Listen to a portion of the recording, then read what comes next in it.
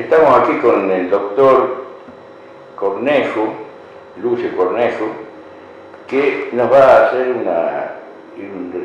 reconto de su libro, de sus temáticas. El doctor Cornejo recibió diversos premios, entre los que se destacan el premio Mariano Castelli de la Academia Nacional de Medicina en 2 oportunidades, Historia de la Medicina y el Röntgen de la Universidad Nacional de Buenos Aires. El Norberto Quirno del Centro de Enseñanza Médica e Investigaciones Clínicas de Buenos Aires. Es además un estudioso de distintos aspectos de la cultura regional y nacional, por lo que ha realizado investigaciones que se plasmaron en publicaciones, entre las que pueden mencionar Caballos Famosos, el guardamonte salteño, el pelaje de los mejores caballos, historia del círculo médico, historia de la coca, el gaucho de Salta, los primeros caballos y los gauchos de Güemes, por lo que recibió la pluma de plata al escritor médico del año otorgada por el Círculo Médico de Salta y mención de honor del Ministerio de Cultura y Educación de la Nación.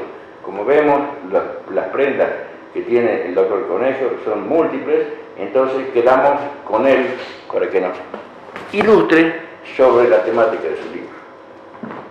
Bien, bueno,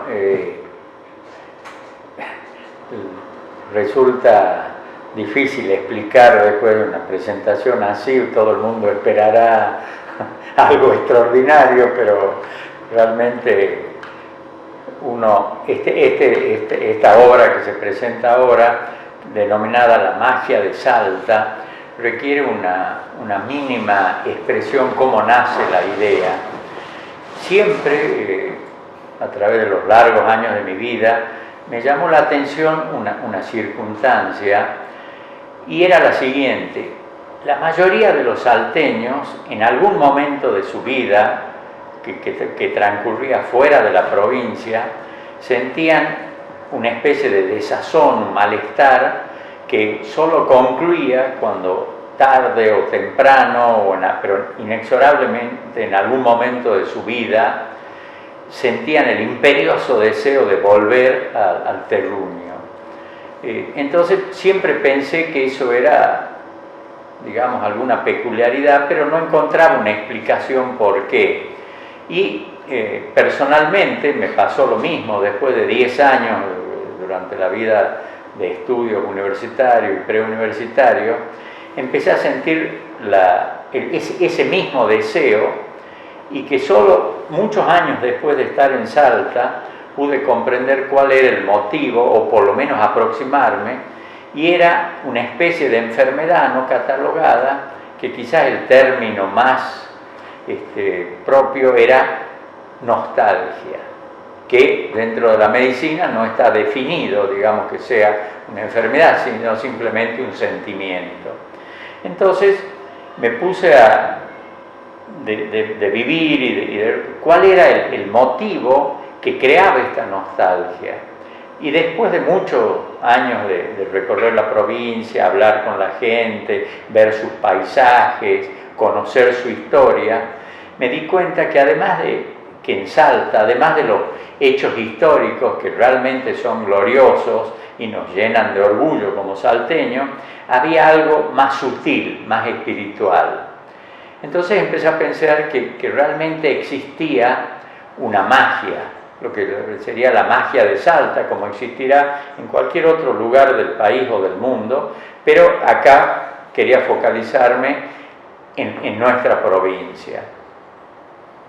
Entonces empecé a relatar lo que veía a través de descripciones del paisaje, hechos históricos o de tradición poco conocidas, el empleo de ciertas palabras, el significado de la misma, los fenómenos meteorológicos. Por ejemplo, en Salta uno realmente no necesita el almanaque, digamos, para todo el mundo, tal día, tal hora y tal fecha comienza el verano. En Salta uno ya sabe, con solo mirar los cerros del poniente, que se viene el verano. Cuando cae la primera tormenta sabe que ya está establecido, ya lo han anunciado también las flores de los árboles, el cambio en la naturaleza. Lo mismo, nadie duda que cuando el viento baja del caliente de la cordillera, el viento norte, el sonda, y reseca el valle, todo el mundo sabe que ¿Qué mes es? Es agosto. Y así miles de otras cosas que crean y otros episodios que hay que pueden ser imaginarios o dramáticos o digamos humorísticos. Todo eso se va juntando como las piezas como pequeñas piezas de un rompecabezas y terminan armando lo que es la magia de Salta. Y esa era la causa, y ese embrujo que produce la magia de Salta es lo que ata a su ciudadano, va enraizando lentamente su alma en la tierra y ya no pueden separarse más. Entonces eso está plasmado en 40, 45 escritos de este libro, pero claro, faltaba algo más, no alcanzaba para poder llegar a la magia de Salta solo con la palabra escrita. Entonces me pareció pedir el auxilio e invitar a numerosos artistas plásticos para que a través de la pintura, la fotografía, colaboren a dar un elemento visual de lo que es la magia de Salta. Afortunadamente, Jorge Cornejo Albrecht, Gastón Beverina, Ignacio Coll, Lupión, Moncho Dávalo, Cecilia Cornejo, aceptaron el desafío de ilustrar estos relatos, y es así que todo esto está plasmado en un libro que se llama La magia de Salta. Y tiene la característica que la mayoría de los pensamientos y relatos descritos en la obra nacieron andando a caballo, que es otra de los elementos que configuran quizás una parte importante del alma de Salta. La provincia se hizo a caballo, se conquistó a caballo, la independencia se ganó a caballo, y aún hoy es parte de la vida de muchísimos salteños, ya sea que practiquen la equitación o que acompañen el desfile de Güemes o las fiestas patronales, pero siempre todo se hizo a caballo. Entonces más o menos esa era la idea, y gracias a la comprensión de Pancho Arao y todo el equipo de Mundo Gráfico se pudo hacer este libro que a la brevedad se presenta. Bueno, respecto de las leyendas, ¿tenés alguna en mente, alguna que puedas relatarnos? Sí, digamos de las leyendas hay, sobre todo, más que todo, por ejemplo, uno podría decir un término que se usa mucho, digamos, hay muchas referencias o algunas referencias sobre la lingüística y algunas palabras, por ejemplo, que se emplean mucho en Salta y son muy limitadas quizás a Salta, como es la palabra chango. Es decir, y sorprendentemente, chango no existe en el diccionario de la lengua castellana, y tampoco, no es una palabra de origen español, y tampoco dentro del principal lenguaje que se usaba acá, que es el quichua. Entonces se realizó una investigación y en forma sorprendente, pero tiene una lógica, el origen de la palabra está en el comercio que tenía Salta con la costa de Chile en el puerto de Cobija. Es decir, los habitantes, los nativos de la zona de la costa del Pacífico, en ese momento que Cobija era el Alto Perú, era nuestro, bueno, ahora es de Chile. Bueno, los habitantes eran los changos. Entonces, y además, según lo describe D'Aubigny en sus investigaciones, era una población nativa muy,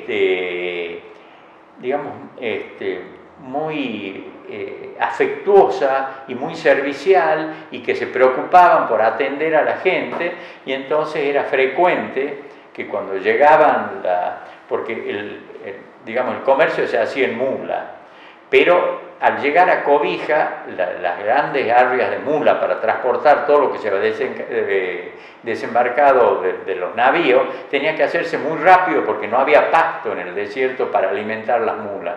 Entonces llegaba, se hacía el intercambio comercial y rápidamente había que cargar y salir. Y bueno, y los changos ayudaban en eso. Y muchos de ellos fueron viniendo para ver un mundo más amplio, fueron hacia el Alto Perú o hacia Salta, a donde existían las dos grandes empresas comerciales, la de Gurruchaga y la de Molde, que comerciaban con el puerto de Cobija. Entonces venían chicos jóvenes que acompañaban las cargas de la mula y eran los changos. Y eso se fue usando como para referirse a los jóvenes. Entonces, chango si es joven, changuito si es más chico, y eso es una expresión que parte de lo que es ahora Bolivia, el Alto Perú, y Salta, es lo que más se emplea. Bueno, así hay otros relatos. Por ejemplo, ¿cuál es el origen de la palabra, el término los de la toponimia? Bueno, eso es interesante porque a uno le suena raro la palabra los. Entonces, revisando las actas del Cabildo de Salta, se encuentra la primera mención que hubo en 1600, para los primeros días de 1600, a fines de 1500, una tremenda crecida que arrasó parte de la ciudad. Entonces había que hacer nuevamente las defensas sobre el río actualmente Arias, que antes se llamaba Río Primero y antes todavía era el río de los Sauces. Entonces figura que que se autorizó al encargado de las obras públicas dentro del Cabildo que fuera a la zona oeste de la provincia, citada a 7 o 10 leguas, y recorriera los pueblos de Loc Loc para traer todos los indios que habitaban. Esa es la primera mención de la palabra y se refiere a la zona de la actual Chicoana, que estaba habitada, como dice ahí, los pueblos Loc Loc, es decir, que era una población indígena con el nombre Loc Loc. Otra mención es ya a fines de 1600, que se pide una merced y se pone como límite, ya se habla, y ahí se menciona que el límite era la quebrada de Loco Loco. Y finalmente, en la división de una merced, se dice que la división hacia un lado o hacia el otro se tomaba como referencia los. Es decir, que los ha tenido 3 denominaciones, evidentemente que era la interpretación del escribano que hacía las actas de cómo los nativos denominaban, era Loc Loc, o digamos,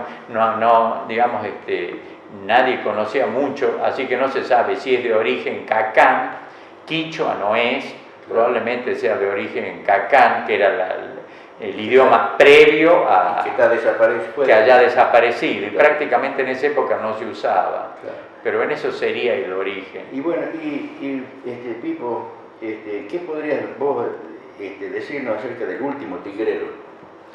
Bueno, interesante eso. El último tigrero es un artículo que habla de la desaparición de la naturaleza, y con ella se van evidentemente los jaguares o el tigre, como se le dice acá, y también los cazadores, ¿no es cierto? Entonces se relata dos descripciones. Una es la que hace Juan Carlos Dávalos en el libro Los Gauchos, cómo era la caza del tigre, y también otra que relata Roberto Patrón Costa en su libro La estancia del rey, digamos, son relatos del siglo pasado. Y el final es una entrevista con el último tigrero que existe en Salta, que vive en el límite entre Salta y Jujuy, en San Juan de Dios, que ahora es una finca de Ule Mustad, que la rebautizó Las Lauras.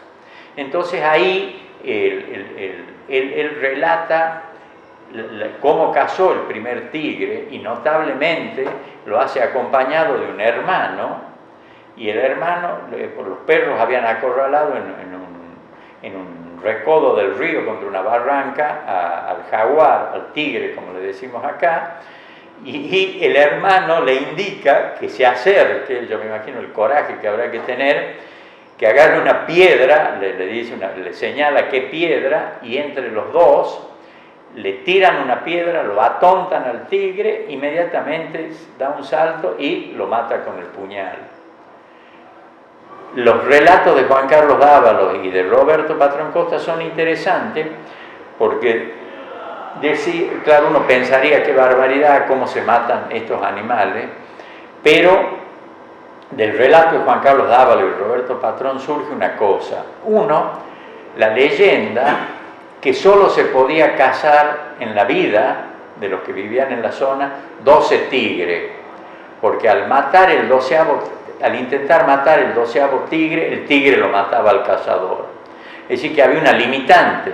Los cazadores de tigre que enfrentaban la muerte en medio de la selva y de la soledad del monte eran muy pocos. Era como un torero que en el ruedo enfrenta el toro y enfrenta la muerte. Así que hay muy pocos capaces de hacer eso. Entonces esa era una limitante. Y lo otro es que nunca se cazó los tigres ni con fines turísticos, para un safari de caza, ni para la venta de cuero, sino que los cazadores lo mataban al tigre viejo cebado en comer terneritos. Y hasta había una razón ecológica, porque se eliminaba un macho viejo y quedaban los machos jóvenes que seguían procreando animales de buenas condiciones físicas.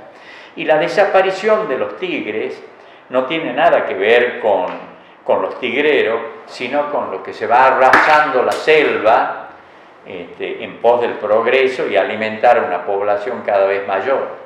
Entonces uno veía, este artículo muestra cómo la tradición quizás preservaba la fauna, y el progreso, en su inexorable avance, se va llevando tigres y tigreros. No, pues era, digamos, lo único que, digamos, de escribir esto, era un anhelo que ciertas cosas de Salta queden escritas para que los nietos de uno, a través de sus padres, puedan recibir esto que el tiempo se lleva, y otro es que tanto los salteños como los que vienen a vivir a Salta se den cuenta de que existe una magia, y ese embrujo hay que buscarlo, pero bueno, es una actitud espiritual de ver y entrar en contacto con la naturaleza, con el alma de sus habitantes, con las tradiciones, con la historia, y todo eso va a hacer que sienta lo que yo siento, que es una atracción irresistible, que es el amor a la tierra o el amor al terruño, ¿no? Que está basado en el embrujo que sale de la magia de Salta.